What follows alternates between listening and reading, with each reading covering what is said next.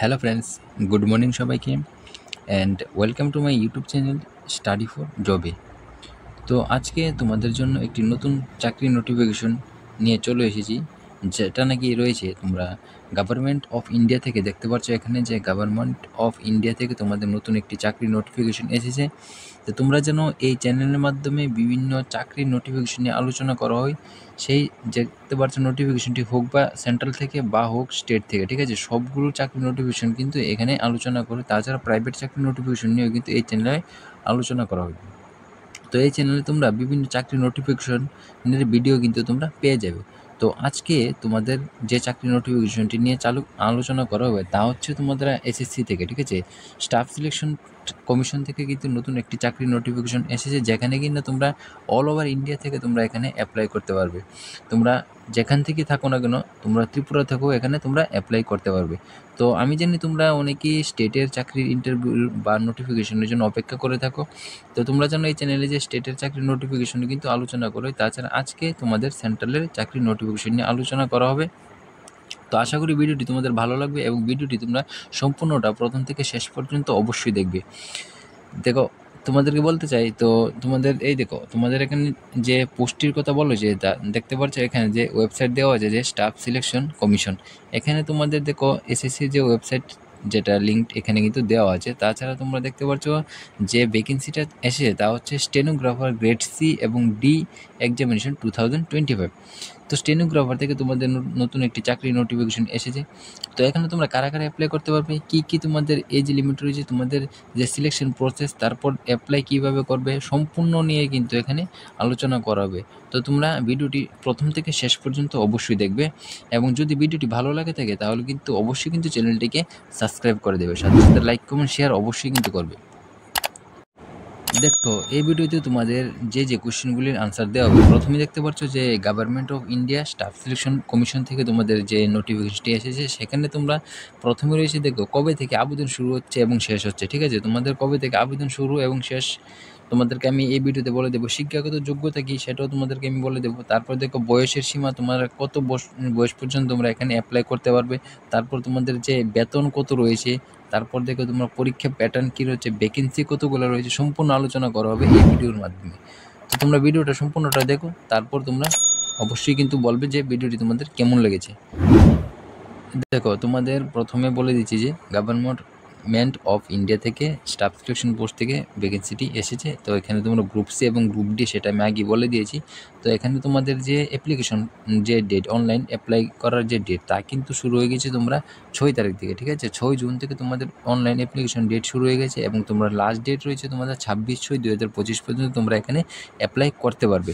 তোমাদের এখানে দেখো তোমরা লাস্ট ডেট রিসিভ করার জন্য 26/6 রয়েছে। তারপর তোমাদের যে দেখতে পাচ্ছ অনলাইন পেমেন্ট করার ডেট, তোমরা 27 তারিখ পর্যন্ত তোমরা এখানে অনলাইন পেমেন্ট করতে পারবে।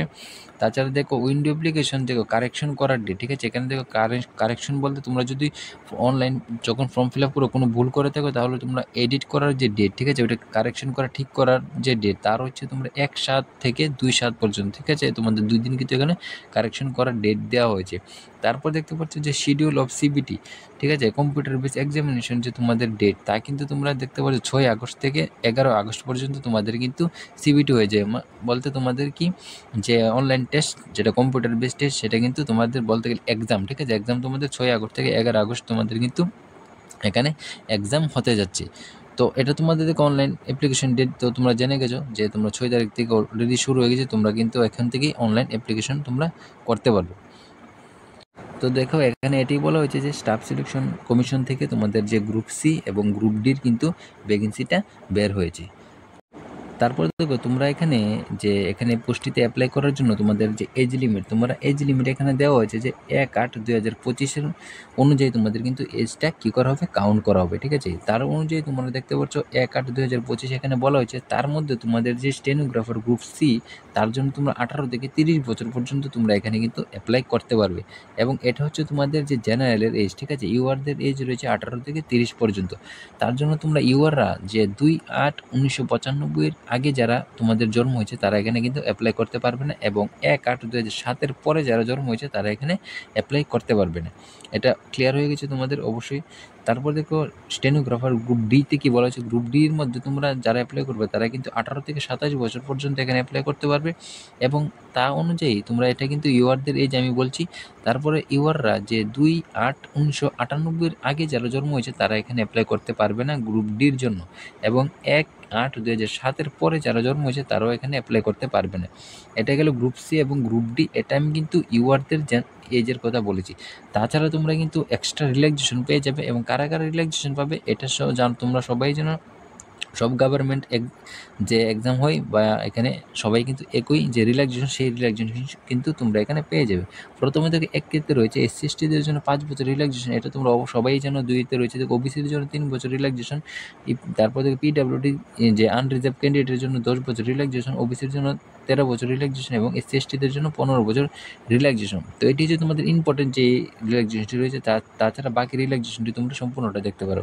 তোমাদের যদি এই পিডিএফটি প্রয়োজন হয় তাহলে এটা আমার যে টেলিগ্রাম চ্যানেলে গিয়ে জয়েন করে তোমরা ওইখান থেকে কিন্তু পিডিএফটা ডাউনলোড করে সম্পূর্ণটা দেখতে পারো। এখানে দেখো আলাদা আলাদা যে ক্যাটাগরি, তারপর দেখতে পাচ্ছ ডিভোর্স উইমেনদের জন্য আলাদা আলাদা এজ লিমিট দেওয়া আছে। তো এটা হচ্ছে তোমাদের গেল এজ লিমিট।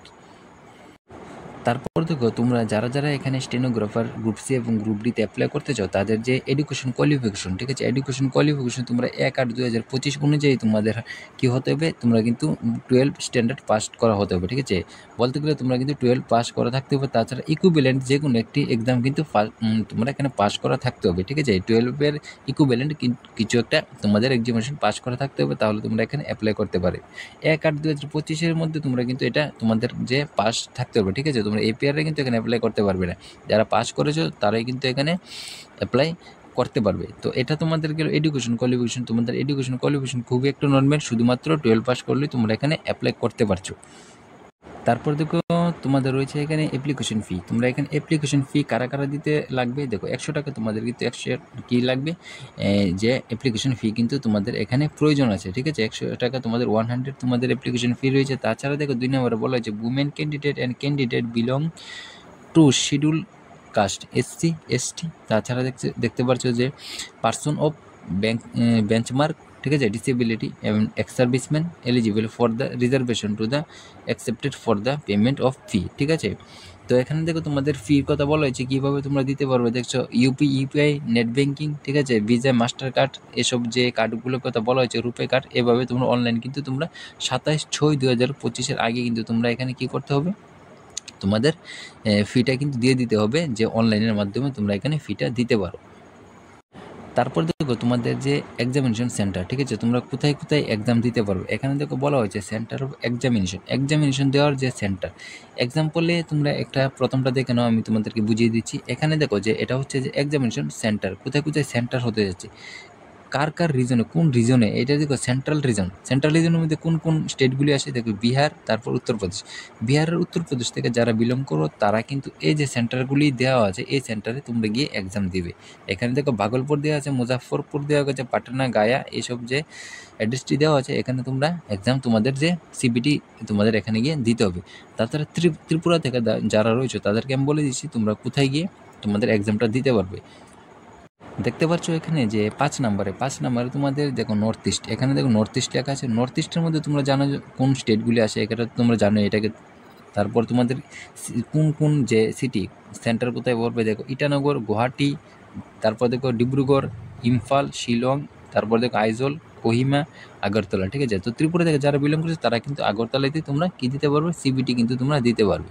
তোমাদের অন্য স্টেটে যাওয়ার কিন্তু কোনো প্রয়োজন নেই। তো তোমরা এখানে অবশ্যই কিন্তু ফর্মটি ফিল আপ করো, ঠিক আছে। এখানে কিন্তু সিবিটিও কিন্তু শুধুমাত্র একটি সিবিটি হতে যাচ্ছে, তারপর তোমাদের টাইপিং টেস্ট হবে, জাস্ট সিম্পল, ঠিক আছে। এতটুকু কিন্তু তোমাদের এখানে এক্সাম হতে যাচ্ছে। তারপর দেখো তোমাদের যে শিডিউল, যেটা স্কিম অফ এক্সামিনেশন বলা হয়, স্কিম অফ এক্সামিনেশনের মধ্যে দেখতে পাচ্ছ সিবিটি। এখানে যে কম্পিউটার বেস এক্সামিনেশনের কথা বলা হয়েছে, এখানে তোমাদের 3টি বিষয় রয়েছে দেখতে পাচ্ছ, একটা জেনারেল ইন্টেলিজেন্স এবং রিজনিং, তারপর দেখছো জেনারেল অ্যাওয়ারনেস, তারপর রয়েছে ইংলিশ। তো তোমাদের এই 3টি বিষয় তোমাদের কিন্তু এক্সাম হবে, যার জন্য তোমাদের জেনারেল ইন্টেলিজেন্স, যেটা রিজনিংয়ে তোমাদের 50টি কোশ্চেন থাকবে, তারপর জেনারেল অ্যাওয়ারনেসের জন্য 50টি কোশ্চেন থাকবে, এবং ইংলিশ ল্যাঙ্গুয়েজ এবং কম্প্রিহেন্সিভের জন্য 100টি কোশ্চেন থাকবে।